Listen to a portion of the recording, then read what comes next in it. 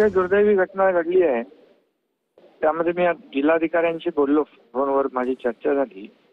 त्यांनी माहिती देताना सांगितलं की 38 लोकांना आपल्या लोकांनी बाहेर काढलंय. त्यातले 6 लोक जखमी आहेत, 2 लोकांचा मृत्यू झालेला आहे आणि आणखी काही लोक त्याच्यामध्ये वाहून गेली आहे. त्यांचा शोध सुरू आहे. पुरीचा जो आहे तो फार जुना होता आणि झालेली घटना आज अतिशय दुर्दैवी आहे आणि त्याबद्दल मी देखील शोक व्यक्त करतो.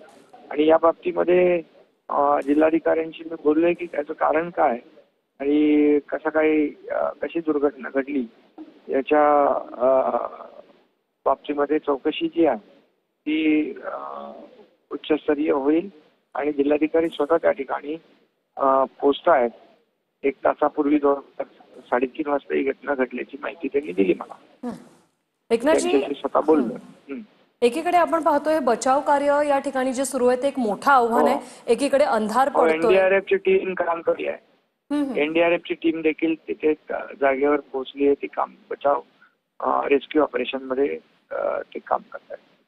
एकीकडे अंधार पडत चाललेला आहे सर, दुसरीकडे पाण्याचा प्रवाह जो आहे तोही वाढत चाललाय. जास्तीत जास्त आपण मदत कशी पोहोचवू शकतो? तुम्ही संपर्कात आहात का? हो, मी त्यांच्याशी संपर्कात आहे. कलेक्टरही एनडीआरएफच्या बरोबर आणि आमचे स्थानिक लोक आहेत त्यांच्या बरोबर संपर्कात आहे. जास्तीत जास्त लोकांना सुरक्षित बाहेर काढणे यालाच प्राधान्य आपल्याला द्यायचं आता. आणि जे जखमी आहेत त्यांना चांगले उपचार देऊन त्यांचा जीव वाचवणं याला प्राधान्य आपल्याला द्यायचं. अगदी शिंदेजी, मात्र या ठिकाणी घटना घडली त्या पार्श्वभूमीवर कळतंय की 30 वर्ष जुना हा पूल होता आणि नवीन पूल सुद्धा या ठिकाणी मंजूर करण्यात आलेला होता. मात्र नेमकं काय घडलं की तो पूल होऊ शकला नाही आणि एकूणच या सगळ्या पार्श्वभूमीवर ही दुर्घटना घडलेली आहे. कसं पाहता या सगळ्या? नवीन पुलाची वर्क ऑर्डर 10 जूनला दिली होती आणि हा जुना पूल होता म्हणून मी जिल्हाधिकाऱ्यांशी बोललोय. जिल्हाधिकारी या बाबतीमध्ये स्वतः त्या घटनास्थळी पोहोचतायत आणि पूर्ण डिटेल सविस्तर मला ते तिथली माहिती घेऊन पुन्हा माझ्याशी बोलणार आहेत. अगदी.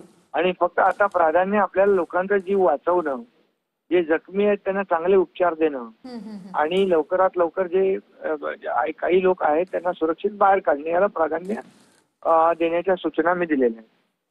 धन्यवाद एकनाथ शिंदेजी, तुम्ही TV9शी बोललात त्यासाठी. तर मी सतत संपर्कात आहे आणि लवकरात लवकर जास्तीत जास्त मदत पोहोचवणं हे आपलं प्रमुख कर्तव्य असणार आहे, अशी प्रतिक्रिया उपमुख्यमंत्री एकनाथ शिंदे यांनी दिलेली आहे. तर जे जखमी आहेत त्यांना पवना हॉस्पिटलमध्ये सध्या दाखल करण्यात आलेलं आहे. पुण्यातील कुंडमळ्याजवळील हा पूल आहे. कुंडमळा ओलांडण्यासाठी हा पूल होता. हा एकुलता एक पूल होता. हा सध्या कोसळलेला आहे आणि यात मोठं नुकसान झालेलं आहे.